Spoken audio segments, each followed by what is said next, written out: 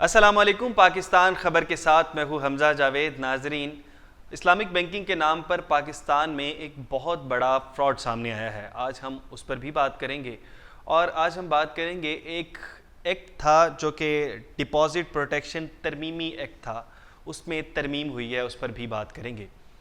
अच्छा, ये deposit protection जो तरमीमी एक्ट था, ये इस तरह से था कि पहले अगर आपके साथ कुछ फ्रॉड हो जाता है या किसी किस्म की डकैती या कोई ऐसा मामला जो बैंक की वजह से हो जाता है, जैसे अक्सर होता है बैंक बंद हो जाते हैं कि कोई भी इस तरह का मामला हो जाता है, तो स्टेट बैंक पीछे से ज़िम्मेदार होता है। तो ये प्रोटेक्शन होती है, एक प्रोटेक्शन बिलफर्ज अगर आपके 2.5 करोड़ भी हैं तो एक पैसे होते हैं जो कि पहले 2.5 लाख रुपए थे। अगर आपके 1 लाख हैं, 5 लाख हैं, 10 लाख हैं, करोड़ हैं, 5 करोड़ हैं, तो आपको 2.5 लाख रुपए एक प्रोटेक्शन थी जो कि बैंक ने आपको देने ही देने थे। किसी भी मद में अगर आपके साथ कोई भी फ्रॉड बैंक की वजह से हो जाता है तो बैंक ने आपको 2.5 लाख रुपए देने थे। लेकिन अब IMF की मंजूरी के बाद, IMF के कहने पर अब इसको बढ़ा दिया गया।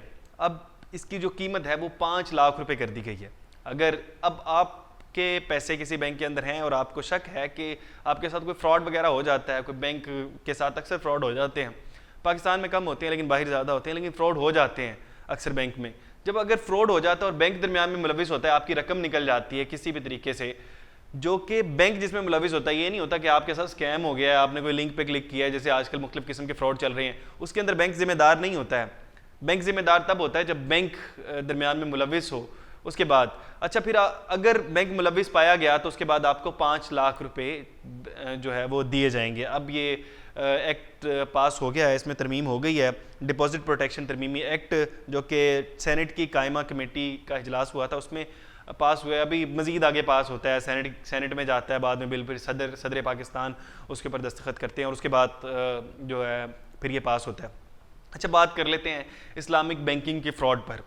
अच्छा, सलीम मांडवी वाला जो कि पहले हमारे फाइनेंस मिनिस्टर भी थे, उन्होंने इसका इंकशाफ किया है सेनेट की कायमा कमेटी में। उन्होंने कहा कि इस्लामिक बैंकिंग में 25 से 30% सूद लिया जाता है, जबकि अगर हम बात करते हैं दूसरे कन्वेंशनल बैंक में, वहाँ पर 20% के करीब सूद लिया जाता है।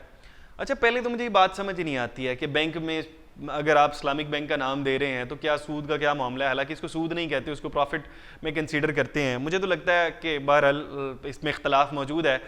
कुछ लोग कहते हैं कि ठीक है इस्लामिक बैंकिंग ही है, लेकिन बहरहाल इस्लाम में तो बैंक का कोई तस्वुर ही नहीं है। लेकिन मुख्तलिफ उलमा के फतवे भी इसमें मौजूद हैं कि इस्लामिक बैंकिंग दुरुस्त है, लेकिन कहा यह गया है कि ये फ्रॉड है।